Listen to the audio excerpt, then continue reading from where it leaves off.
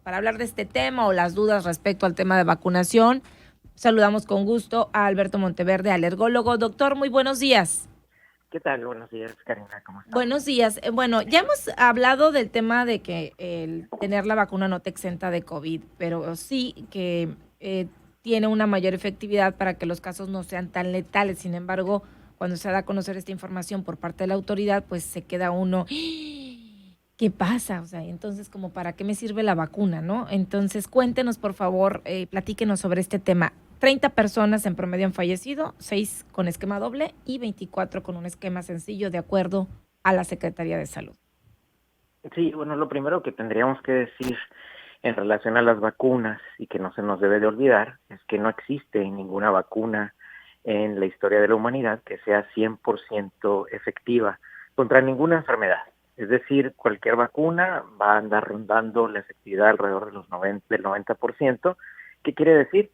Pues que va a haber un 5% de personas que con todo y la vacuna van a enfermar, a pesar Ujú. de haberse vacunado y a pesar de haberse puesto el esquema completo. Y también no existe ninguna vacuna para ninguna enfermedad, y COVID-19 no es la excepción, en que haya 100% de seguridad de que con la vacuna, si te enfermas, no vas a fallecer. Había estado rondando esa seguridad alrededor del 99%, sigue ahí en el 99%. Si ustedes toman en cuenta en promedio cuántas gente se han vacunado en México contra el COVID y cuántas han fallecido, se van a dar cuenta que la mayor parte de la gente que se vacunó, casi un 99%, pues no ha fallecido de COVID a pesar de haberlo adquirido. ¿Qué Ujú. quiere decir? Que la vacuna sigue siendo muy eficaz. Claro que a ese 1% o 2% que a pesar de vacunarse fallece, pues no le va a parecer. Pero la verdad es así, son finalmente promedios. Entonces, por eso insistíamos desde el inicio de la vacunación, la vacuna de COVID-19 y cualquier otra vacuna no evita que te infectes. Es decir, a pesar de estar vacunado, te puedes infectar Claro. y por lo tanto, a pesar de estar vacunado, si te infectas, pues existe la probabilidad rara, pero existe, de que desarrolles la enfermedad. Y desarrollando la enfermedad existe la probabilidad todavía más rara, pues de que te compliques y fallezcas. Hay muchas aristas alrededor de esto. Una es esa. La otra es que hay mucha gente que tiene inmunodeficiencias primarias, es decir, traen algún déficit inmunológico para la formación de anticuerpos.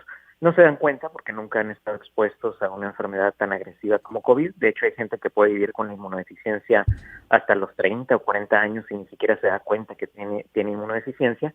Y en esos pacientes con inmunodeficiencias primarias, las vacunas no funcionan muy bien. Ok. Entonces, tenemos uno, que es la efectividad de la vacuna, que no existe ninguna que sea 100%, y dos, que sí hay personas que de por sí tienen inmunodeficiencias, no lo saben, y la vacuna no les va a funcionar muy bien, que digamos. Doctor, yo quisiera rescatar dos cosas. Uno, que esto no genere, pues, a lo mejor pánico o la no confianza en en la vacuna, pues, porque a lo mejor esto puede decir, bueno, ¿y para qué me vacuno, verdad? ¿Para qué me vacuno si no me voy a proteger? Eso sería algo que quisiera que se evitara.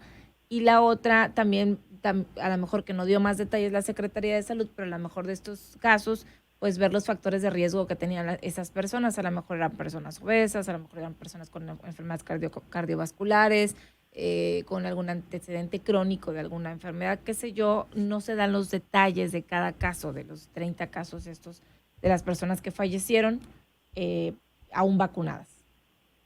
Así es ser muy pesimista pensar que la vacuna no te va a servir. Y esto lo poníamos en el contexto de pensar que un avión se va a estrellar y que te digan, bueno, hay un paracaídas que tiene 90% de probabilidad de abrirse al momento en que te lances fuera del avión.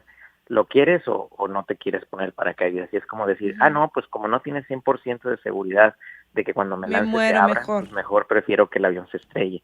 No tiene ningún sentido. O sea, incluso si la vacuna solo te ofreciera un 40 o 20% de probabilidad de protegerte, pues ya es un 20% que tienes a tu favor. Claro que hay que ponérsela. Idealmente, obviamente, quisiéramos que tuviera una vacuna que se acercara al 90%, pero cualquier vacuna con que te ofrezca un poco de probabilidad de poder evitar de que te compliques, vale la pena aplicársela, porque la probabilidad de que te defienda contra la enfermedad es mayor a la probabilidad de que te ejerza algún daño o que te provoque un efecto secundario. Sabemos que la que tiene mayor efectividad es la de Pfizer, pero nos han estado preguntando, oye, Karina, ¿qué pasa con la CanSino? Es cierto que me la voy a tener que poner en cierto tiempo. No hay mucha información al respecto. Lo que sí es que hay efectividades desde el 40-45 hasta el 95%, que es la de Pfizer. Doctor, esta efectividad de la vacuna o esta inmunidad genera para las variantes de COVID. Ya ve que pues hay un caso por ahí que se resuelve en el tema de Granados acá en Sonora sobre una posible variante de COVID-19 y nos han preguntado, ¿es efectiva para otras variantes de COVID estas vacunas? Hasta este momento, todas las vacunas, las que existen con autorización para utilización en fase 3 de su protocolo, todas protegen contra las diferentes variantes de COVID. COVID es un virus que puede variar hasta cierto punto su proteína spike, que es contra la que la mayor parte de las vacunas va dirigido los anticuerpos, pero puede variar hasta un límite. Si varía demasiado la proteína spike, el virus ya no se va a poder pegar a la vía respiratoria y pues dejaría de ser contagioso y entonces ya ni siquiera hablaríamos de él. Entonces sí tiene cierta variabilidad. El virus va a seguir mutando, o sea, varía constantemente, eso lo hacen todos los virus. De hecho, se cree que existen alrededor ya de unas 50,000 variantes de COVID-19. Eso no tiene la menor importancia, es un tecnicismo nada más. El problema es cuando las variantes se vuelven más virulentas. Hasta este momento, las variantes no son más virulentas, son más contagiosas en el aspecto en que pueden de una manera más fácil, por así decirlo, con menor carga viral, llegar a la vía respiratoria y empezar a progresar en un paciente que su sistema inmunológico no está al 100% o que no se ha vacunado.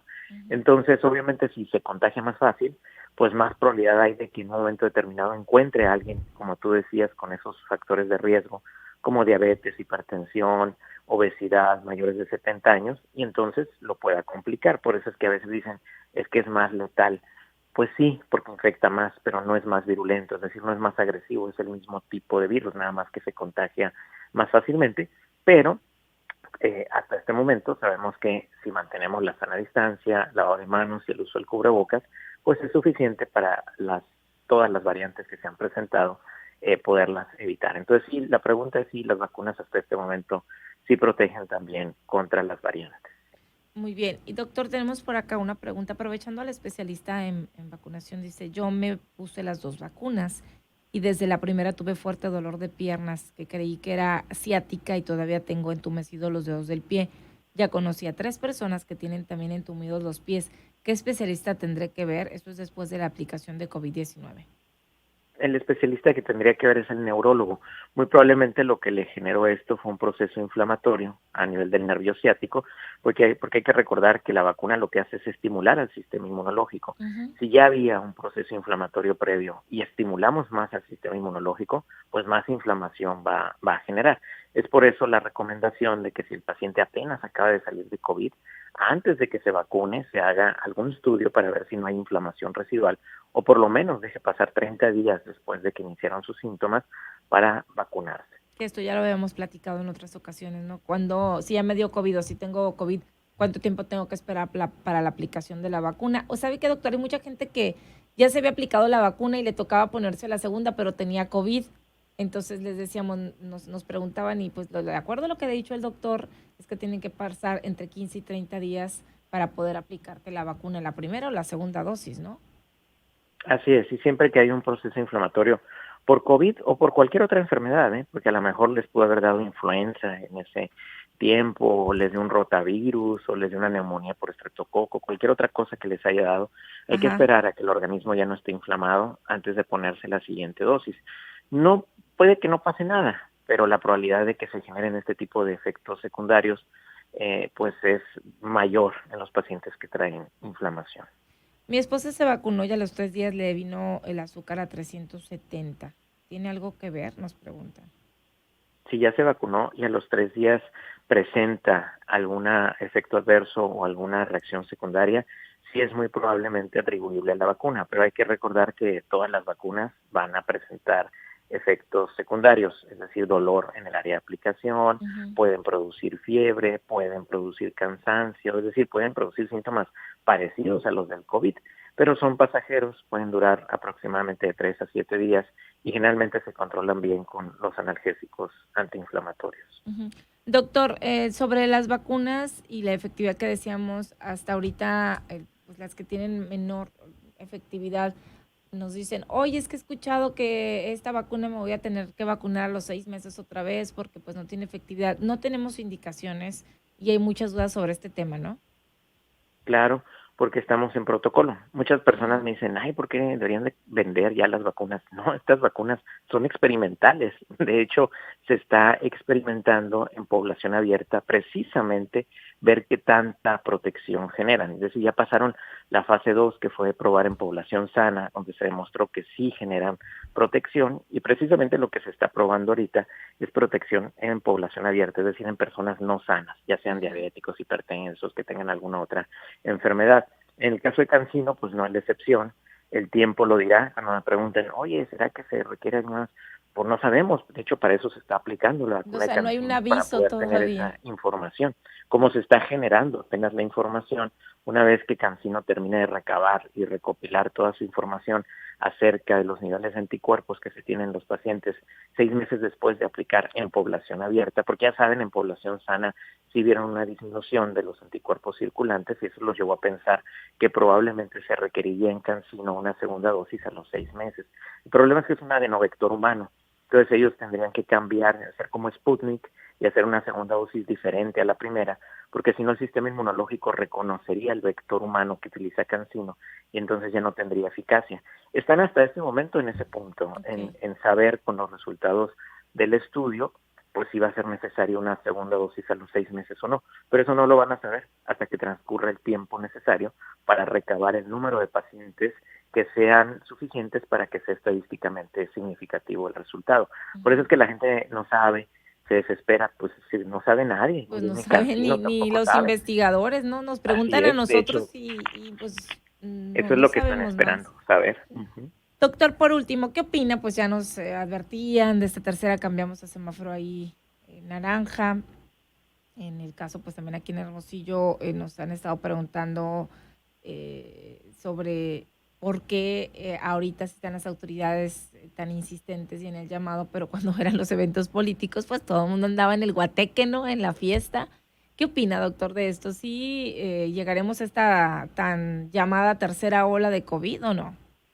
Bueno, lo que estamos viendo ahorita y lo empezamos a ver más o menos a finales de abril con la reactivación de casos después de Semana Santa y que se juntan con los casos secundarios a pues a los eventos masivos que hubo en las campañas electorales, sin uso de cubrebocas, sin sana distancia. Pues nosotros sabíamos que cada vez que ocurre eso, pues hay una reactivación y empiezan a aparecer picos de reactivación. La velocidad a la que aparecen no es tan fuerte como la velocidad que vimos en el verano del año O pasado, en o diciembre, incluso enero. la velocidad estrepitante en octubre y noviembre. Ujú. Sí han ido apareciendo, efectivamente, a partir del más o menos del 18, 19, 20 de abril, ha ido una tendencia al alza. Hemos recuperado más o menos un 30% de lo que teníamos en enero o diciembre. Todavía es muy bajo, pero pues ahí va. Entonces las autoridades obviamente están metiendo esos semáforos de forma preventiva, y es lo adecuado, porque no hay que ser reactivo ya a la hora en que se nos venga encima la ola, sino prevenir que se forme. Al parecer es un pico de reactivación secundario a lo de las campañas. Efectivamente, creo que no debió haber habido, creo que debió haber sido todo vía Zoom, incluso buscar la manera en que se pudiera evitar tener que salir a ir a votar, hacerlo vía electrónica, de alguna otra manera. Pero bueno, pues no se le da prioridad en muchas ocasiones a la salud, se le da más prioridad a la política, y bueno, ahí tenemos los resultados. Entonces ahora lo que hay que hacer efectivamente, y en descargo de la autoridad diré que efectivamente cuando había campañas políticas casi no había casos de COVID, es decir, sí estábamos realmente en un semáforo verde, no fue una situación política como tal, era real. Pero ya ahorita es real que han ido aumentando los casos, entonces sí tenemos que pasar a un semáforo amarillo o naranja. Sin embargo, el semáforo, lo que debe de hacernos consciente nosotros, es que existe una mayor probabilidad de encontrar a alguien en la calle que tenga COVID y que existe una mayor probabilidad de que el hospital al que querramos ir esté ocupado. Esas son las dos cosas que tiene que significar el semáforo para nosotros. Por lo Ok. tanto, tenemos que tener en consideración mayor el tratar de evitar hacer alguna reunión o aglomeración que no sea necesaria, Y también, pues, tener en consideración que si enfermamos, buscar atención médica inmediata, porque en los pacientes con COVID, entre más rápido el médico monitorea al paciente, entre más rápido inicie tratamiento, la posibilidad de complicación es menor. Bien, pues ahí está entonces la respuesta. Doctor, muchísimas gracias. ¿Dónde lo encontramos? Estamos en el 6623-005688. Muy bien. Doctor, le deseamos bonita semana y feliz Día del Padre. Muchísimas gracias. Muchísimas gracias, Karina. Gracias por la invitación. Hasta luego. Saludos, ahí está.